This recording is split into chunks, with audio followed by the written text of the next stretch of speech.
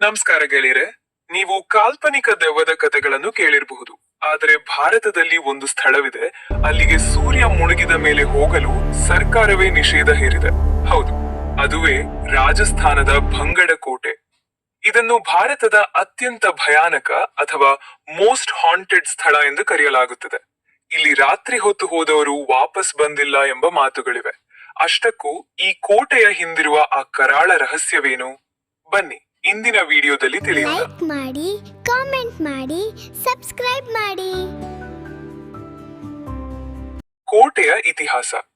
ಭಂಗಡ್ ಕೋಟೆಯನ್ನು 17ನೇ ಶತಮಾನದಲ್ಲಿ ರಾಜ ಭಗವಂತ್ ದಾಸ್ ತನ್ನ ಮಗ ಮಾಧೋ ಸಿಂಗ್ಗಾಗಿ ನಿರ್ಮಿಸಿದನು. ಇದು ಅಂದು ಅತ್ಯಂತ ಸುಂದರವಾದ ಮತ್ತು ಅಭಿವೃದ್ಧಿ ಹೊಂದಿದ ನಗರವಾಗಿತ್ತು.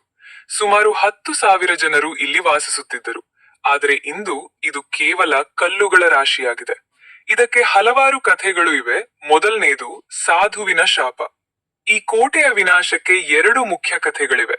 ಮೊದಲನೇದು ಬಾಲುನಾಥ್ ಎಂಬ ಸಾಧುವಿನ ಶಾಪ. ರಾಜನು ಕೋಟೆ ಕಟ್ಟುವ ಮುನ್ನ ಈ ಸಾಧುವಿನ ಅನುಮತಿ ಕೇಳಿದ್ದನು. ಸಾಧು ಒಂದು ಷರತ್ತು ಹಾಕಿದ್ದ: ನಿನ್ನ ಕೋಟೆಯ ನೆರಳು ನನ್ನ ಮನೆಯ ಮೇಲೆ ಬೀಳಬಾರದು.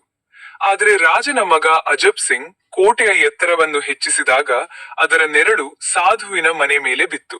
ಇದರಿಂದ ಕೋಪಗೊಂಡ ಸಾಧು ಇಡೀ ನಗರವೇ ನಾಶವಾಗಲಿ ಎಂದು ಶಪಿಸಿದನು. ಎರಡನೇ ಕಥೆ ರಾಜಕುಮಾರಿ ಮತ್ತು ತಂತ್ರಿಯ ಮಾಟ. ಇದು ಮುಖ್ಯ ಕಥೆ. ಅತ್ಯಂತ ಪ್ರಸಿದ್ಧವಾದ ಕಥೆ ಎಂದರೆ ರಾಜಕುಮಾರಿ ರತ್ನಾವತಿ ಮತ್ತು ಮಾಟಗಾತಿ ಅಥವಾ ತಂತ್ರಿ ಸಿಂಘಿಯ ಕಥೆ. ರತ್ನಾವತಿ ಅತ್ಯಂತ ಸುಂದರಿ. ಅವಳನ್ನು ಮೋಹಿಸಿದ ಸಿಂಘಿಯಾ ಎಂಬ ತಂತ್ರಿ ಅವಳಿಗೆ ವಶೀಕರಣ ಮಾಡಲು ಸುಗಂಧ ದ್ರವ್ಯಕ್ಕೆ ಇತ್ತರ್ ಮಾಟ ಮಾಡಿದನು. ಆದರೆ ಬುದ್ಧಿವಂತ ರಾಜಕುಮಾರಿ ಅದನ್ನು ಕಂಡುಹಿಡಿದು ಆ ಬಾಟಲಿಯನ್ನು ಒಂದು ದೊಡ್ಡ ಬಂಡೆಯ ಮೇಲೆ ಎಸೆದಳು.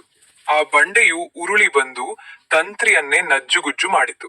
ಸಾಯುವ ಮುನ್ನ ಆತ, ಈ ಕೋಟೆಯಲ್ಲಿ ಯಾರೂ ಬದುಕಬಾರದು, ಇಲ್ಲಿರುವ ಆತ್ಮಗಳಿಗೆ ಮುಕ್ತಿ ಸಿಗಬಾರದು ಎಂದು ಶಾಪ ನೀಡಿದನು. ನಂತರ ನಡೆದ ಯುದ್ಧದಲ್ಲಿ ಇಡೀ ನಗರ ನಾಶವಾಯಿತು. ಇಂದಿಗೂ ಇಲ್ಲಿರುವ ಮನೆಗಳಿಗೆ ಮೇಲ್ಛಾವಣಿ ಇಲ್ಲ. ಎಷ್ಟು ಬಾರಿ ಹಾಕಿದರೂ ಅದು ಬಿದ್ದು ಹೋಗುತ್ತದೆ ಎಂದು ಜನರು ಹೇಳುತ್ತಾರೆ. ASI archaeological survey of India ಮಂಡಳಿಯು ಇಲ್ಲಿ ಸೂರ್ಯಾಸ್ತದ ನಂತರ ಪ್ರವೇಶವನ್ನು ಕಟ್ಟುನಿಟ್ಟಾಗಿ ನಿಷೇಧಿಸಿದೆ. ರಾತ್ರಿ ಹೊತ್ತು ಇಲ್ಲಿ ಕಿರುಚಾಟ, ಗೆಜ್ಜೆಯ ಶಬ್ದ ಮತ್ತು ವಿಚಿತ್ರ ಬೆಳಕುಗಳು ಕಂಡುಬರುತ್ತವೆ ಎಂದು ಪ್ರವಾಸಿಗರು ಹೇಳುತ್ತಾರೆ. ಗೆಳೆಯರೆ, ಇದು ಕೇವಲ ನಂಬಿಕೆಯೋ ಅಥವಾ ನಿಜವೋ ಗೊತ್ತಿಲ್ಲ, ಆದರೆ ಬಂಗಡ್ ಕೋಟೆಯ ವಾತಾವರಣ ಇಂದಿಗೂ ಜನರನ್ನು ಬೆಚ್ಚಿ ಬೀಳಿಸುತ್ತದೆ. ನೀವೆಂದಾದ್ರೂ ಇಲ್ಲಿ ಹೋಗಿದ್ದೀರಾ? ನಿಮ್ಮ ಅನುಭವವೇನು?